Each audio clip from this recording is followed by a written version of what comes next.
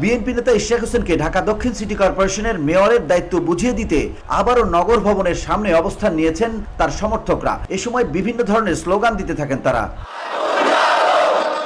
বৃহস্পতিবার সকাল থেকে নগর ভবনের সামনে অবস্থান নিতে দেখা যায় বিএনপি নেতাকর্মীদের। বৃষ্টিও থামিয়ে রাখতে পারেনি ইশরাক হোসেনের সমর্থকদের স্রোত। বেলা বাড়ার সঙ্গে সঙ্গে সমর্থকদের উপস্থিতি আরও বাড়বে বলে জানিয়েছেন আন্দোলনরত নেতাকর্মীরা। আদালতের আদেশের পরেও সরকার শপথ নিয়ে টালবাহানা করছে এমন অভিযোগ আন্দোলনে অংশ নেয়া নেতাকর্মীদের। স্থানীয় সরকার উপদেষ্টার সমালোচনা করে আন্দোলনকারীদের দাবি, উপদেষ্টা আসিফের ষড়যন্ত্রের কারণে তাদের নেতা ইশরাকের শপথ নেওয়া হচ্ছে না, তাই দায়িত্ব না বুঝিয়ে দেওয়া পর্যন্ত নগর ভবনের সামনে অবস্থানের ঘোষণা দেন তারা। VOD Bangla news desk.